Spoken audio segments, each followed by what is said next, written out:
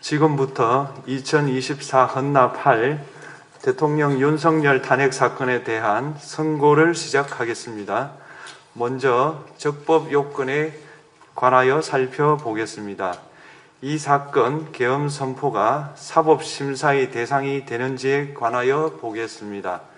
고위공직자의 헌법 및 법률 위반으로부터 헌법 질서를 수호하고자 하는 탄핵 심판의 취지를 고려하면 이 사건 계엄 선포가 고도의 정치적 결단을 요하는 행위라 하더라도 그 헌법 및 법률 위반 여부를 심사할 수 있습니다. 국회 법사의 조사 없이 이 사건 탄핵 소추안을 의결한 점에 대하여 보겠습니다. 헌법은 국회의 소추 절차를 입법에 맡기고 있고 국회법은 법사위 조사 여부를 국회의 재량으로 규정하고 있습니다. 따라서 법사위의 조사가 없었다고 하여 탄핵 소추 의결이 부적법하다고 볼 수 없습니다. 이 사건 탄핵 소추안의 의결이 일사부재의 원칙에 위반되는지 여부에 대해서 보겠습니다. 국회법은 부결된 안건을 같은 회기 중에 다시 발의할 수 없도록 규정하고 있습니다. 피청구인에 대한 1차 탄핵소추안이 제418회 정기회 회기에 투표 불성립되었지만 이 사건 탄핵소추안은 제419회 임시회 회기 중에 발의되었으므로 일사부재의 원칙에 위반되지 않습니다. 한편 이에 대해서는 다른 회기에도 탄핵소추안의 발의 횟수를 제한하는 입법이 필요하다는 재판관 정형식의 보충 의견이 있습니다. 이 사건 계엄이 단시간 안에 해제되었고 이로 인한 피해가 발생하지 않았으므로 보호이익이 험결되었는지 여부에 대해서 보겠습니다. 이 사건 계엄이 해제되었다고 하더라도 이 사건 계엄으로 인하여 이 사건 탄핵 사유는 이미 발생하였으므로 심판의 이익이 부정된다고 볼 수 없습니다. 소추 의결서에서 내란죄 등 형법 위반 행위로 구성하였던 것을 탄핵 심판 청구 이후에 헌법 위반 행위로 포섭하여 주장한 점에 대하여 보겠습니다. 기본적 사실관계는 동일하게 유지하면서 적용 법조문을 철회, 변경하는 것은 소추사유의 철회, 변경에 해당하지 않으므로 특별한 절차를 거치지 않더라도 허용됩니다. 피청구인은 소추사유에 뇌란죄 관련 부분이 없었다면 의결 정족수를 충족하지 못하였을 것이라고 주장하지만 이는 가정적 주장에 불과하며 객관적으로 뒷받침할 만한 근거도 없습니다. 대통령의 지위를 탈취하기 위하여 탄핵 소추권을 남용하였다는 주장에 대하여 보겠습니다. 이 사건 탄핵 소추안의 의결 과정이 적법하고 피소추자의 헌법 또는 법률 위반이 일정 수준 이상 소명되었으므로 탄핵 소추권이 남용되었다고 볼 수 없습니다. 그렇다면 이 사건 탄핵 심판 청구는 적법합니다. 한편 증거법칙과 관련하여 탄핵 심판 절차에서 형사소송법상 전문법칙을 완화하여 적용할 수 있다는 재판관 이미선, 김형두의 보충 의견과 탄핵 심판 절차에서 앞으로는 전문법칙을 보다 엄격하게 적용할 필요가 있다는 재판관 김복형, 조한창의 보충 의견이 있습니다. 다음으로 피청구인이 직무집행에 있어 헌법이나 법률을 위반하였는지 피청구인의 법 위반 행위가 피청구인을 파면할 만큼 중대한 것인지에 관하여 살펴보겠습니다. 우선 소추 사유별로 살펴보겠습니다. 1. 이 사건 계엄 선포에 관하여 보겠습니다.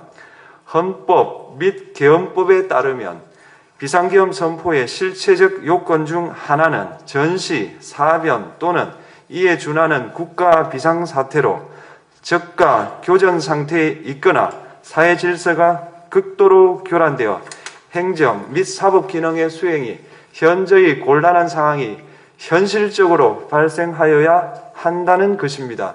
피청구인은 야당이 다수 의석을 차지한 국회의 이례적인 탄핵소추 추진, 일방적인 입법권 행사 및 예산삭감 시도 등의 전횡으로 인하여 위와 같은 중대한 위기사항이 발생하였다고 주장합니다. 피청구인의 취임 후 이 사건 계엄 선포 전까지 국회는 행안부 장관, 검사, 방통위위원장, 감사원장 등에 대하여 총 22건의 탄핵소추안을 발의하였습니다. 이는 국회가 탄핵소추 사유의 위헌, 위법성에 대해 숙고하지 않은 채 법 위반의 의혹에만 근거하여 탄핵심판 제도를 정부에 대한 정치적 압박 수단으로 이용하였다는 우려를 낳았습니다. 그러나 이 사건 계엄 선포 당시에는 검사 1인 및 방통위위원장에 대한 탄핵심판 절차만이 진행 중이었습니다. 피청구인이 야당이 일방적으로 통과시켜 문제가 있다고 주장하는 법률안들은 피청구인이 제의를 요구하거나 공포를 보류하여 그 효력이 발생되지 않은 상태였습니다. 2025년도 예산안은 2024년 예산을 집행하고 있었던 이 사건 계엄 선포 당시 상황에 어떠한 영향을 미칠 수 없고 위 예산안에 대하여 국회 예결특위의 의결이 있었을 뿐 본회의의 의결이 있었던 것도 아닙니다. 따라서 국회의 탄핵소추, 입법, 예산안 심의 등의 권한 행사가 이 사건 계엄 선포 당시 중대한 위기 상황을 현실적으로 발생시켰다고 볼 수 없습니다. 국회의 권한 행사가 위법, 부당하더라도 헌법재판소의 탄핵 심판, 피청구인의 법률안 제의 요구 등 평상시 권력 행사 방법으로 대처할 수 있으므로 국가 긴급권의 행사를 정당화할 수 없습니다. 피청구인은 부정선거 의혹을 해소하기 위하여 이 사건 계엄을 선포하였다고도 주장합니다. 그러나 어떠한 의혹이 있다는 것만으로 중대한 위기 상황이 현실적으로 발생하였다고 볼 수는 없습니다. 또한 중앙선관위는 제22대 국회의원 선거 전에 보안 취약점에 대하여 대부분 조치하였다고 발표하였으며 사전, 우편, 투표함, 보관장소, CCTV 영상을 24시간 공개하고 개표 과정에 수검표 제도를 도입하는 등의 대책을 마련하였다는 점에서도 피청구인의 주장은 타당하다고 볼 수 없습니다. 결국 피청구인이 주장하는 사정을 모두 고려하더라도 피청구인의 판단을 객관적으로 정당화할 수 있을 정도의 위기 상황이 이 사건 계엄 선포 당시 존재하였다고 볼 수 없습니다. 헌법과 계엄법은 비상계엄 선포의 실체적 요건으로 병력으로서 군사상의 필요에 응하거나 공공의 안정질서를 유지할 필요와 목적이 있을 것을 요구하고 있습니다.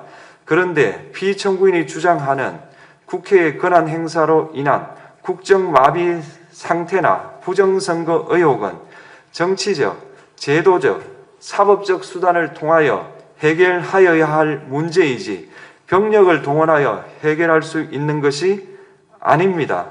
피청구인은 이 사건 계엄이 야당의 전횡과 국정위기 상황을 국민에게 알리기 위한 경고성 계엄 또는 호소형 계엄이라고 주장하지만 이는 계엄법이 정한 계엄 선포의 목적이 아닙니다. 또한 피청구인은 계엄 선포에 그치지 아니하고 군경을 동원하여 국회의 권한 행사를 방해하는 등의 헌법 및 법률 위반 행위로 나아갔으므로 경고성 또는 호소형 계엄이라는 피청구인의 주장을 받아들일 수 없습니다. 그렇다면 이 사건 계엄 선포는 비상계엄 선포의 실체적 요건을 위반한 것입니다. 다음으로 이 사건 계엄 선포가 절차적 요건을 준수하였는지에 관하여 보겠습니다. 계엄 선포 및 계엄 사령관 임명은 국무회의의 심의를 거쳐야 합니다.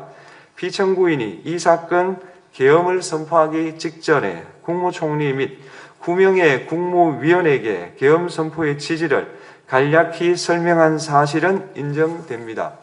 그러나 피청구인은 계엄사령관 등 이 사건 계엄의 구체적인 내용을 설명하지 않았고 다른 구성원들에게 의견을 진술할 기회를 부여하지 않은 점을 고려하면 이 사건 계엄 선포에 관한 심의가 이루어졌다고 보기도 어렵습니다.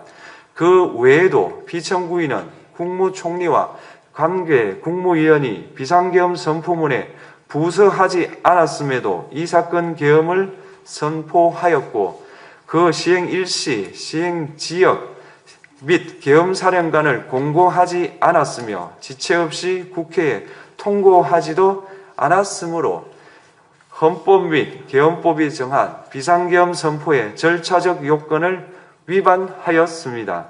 2. 국회에 대한 군경 투입에 관하여 보겠습니다. 피청구인은 국방부 장관에게 국회에 군대를 투입할 것을 지시하였습니다. 이에 군인들은 헬기 등을 이용하여 국회 경내로 진입하였고 일부는 유리창을 깨고 본관 내부로 들어가기도 하였습니다. 피청구인은 육군 특수전 사령관 등에게 의결 정족수가 채워지지 않은 것 같으니 문을 부수고 들어가서 안에 있는 인원들을 끄집어내라는 등의 지시를 하였습니다. 또한 피청구인은 경찰청장에게 계엄사령관을 통하여 이 사건 포고령의 내용을 알려주고 직접 6차례 전화를 하기도 하였습니다. 이에 경찰청장은 국회 출입을 전면 차단하도록 하였습니다. 이로 인하여 국회로 모이고 있던 국회의원들 중 일부는 담장을 넘어가야 했거나 아예 들어가지 못하였습니다. 한편 국방부 장관은 필요시 체포할 목적으로 국군 방첩사령관에게 국회의장, 각 정당 대표 등 14명의 위치를 확인하라고 지시하였습니다. 피청구인은 국가정보원 1차장에게 전화하여 국군 방첩사령부를 지원하라고 하였고 국군 방첩사령관은 국가정보원 1차장에게 위 사람들에 대한 위치 확인을 요청하였습니다. 이와 같이 피청구인은 군경을 투입하여 국회의원의 국회 출입을 통제하는 한편 이들을 끌어내라고 지시함으로써 국회의 권한 행사를 방해하였으므로 국회에 계엄 해제 요구권을 부여한 헌법 조항을 위반하였고 국회의원의 심의 표결권, 불체포 특권을 침해하였습니다. 또한 각 정당의 대표 등에 대한 위치 확인 시도에 관여함으로써 정당 활동의 자유를 침해하였습니다. 피청구인은 국회의 권한 행사를 막는 등 정치적 목적으로 병력을 투입함으로써 국가 안전보장과 국토방위를 사명으로 하여 나라를 위해 봉사하여 온 군인들이 일반 시민들과 대치하도록 만들었습니다. 이에 피청구인은 국군의 정치적 중립성을 침해하고 헌법에 따른 국군 통수 의무를 위반하였습니다. 3. 이 사건 포고령 발령에 관하여 보겠습니다. 피청구인은 이 사건 포고령을 통하여 국회, 지방의회, 정당의 활동을 금지함으로써 국회에 계엄 해제 요구권을 부여한 헌법조항, 정당 제도를 규정한 헌법조항, 대의민주주의 권력분리 원칙을 위반하였습니다. 비상계엄 하에서 기본권을 제한하기 위한 요건을 정한 헌법 및 계엄법 조항, 영장주의를 위반하여 국민의 정치적 기본권, 단체 행동권, 직업의 자유를 침해하였습니다. 4. 중앙선관위에 대한 압수수색에 관하여 보겠습니다. 피청구인은 국방부 장관에게 병력을 동원하여 선관위의 전산 시스템을 점검하라고 지시하였습니다. 이에 따라 중앙선관위 청사에 투입된 병력은 출입 통제를 하면서 당직자들의 휴대전화를 압수하고 전산 시스템을 촬영하였습니다. 이는 선관위에 대하여 영장 없이 압수수색을 하도록 하여 영장주의를 위반한 것이자 선관위의 독립성을 침해한 것입니다. 5. 법조인에 대한 위치 확인 시도에 관하여 보겠습니다. 앞서 말씀드린 바와 같이 피청구인은 필요시 체포할 목적으로 행해진 위치 확인 시도에 관여하였는데 그 대상에는 퇴임한 지 얼마 되지 않은 전 대법원장 및 전 대법관도 포함되어 있었습니다. 이는 현직 법관들로 하여금 언제든지 행정부에 의한 체포 대상이 될 수 있다는 압력을 받게 함으로 사법권의 독립을 침해한 것입니다. 지금까지 살펴본 피청구인의 법 위반 행위가 피청구인을 파면할 만큼 중대한 것인지 관하여 보겠습니다. 피청구인은 국회와의 대립사항을 타개할 목적으로 이 사건 계엄을 선포한 후 군경을 투입시켜 국회의 헌법상 권한 행사를 방해함으로써 국민 주권주의 및 민주주의를 부정하고 병력을 투입시켜 중앙선관위를 압수수색하도록 하는 등 헌법이 정한 통치구조를 무시하였으며 이 사건 포고령을 발령함으로써 국민의 기본권을 광범위하게 침해하였습니다. 이러한 행위는 법치국가 원리와 민주국가 원리의 기본 원칙들을 위반한 것으로 그 자체로 헌법 질서를 침해하고 민주공화정의 안정성에 심각한 위해를 끼쳤습니다.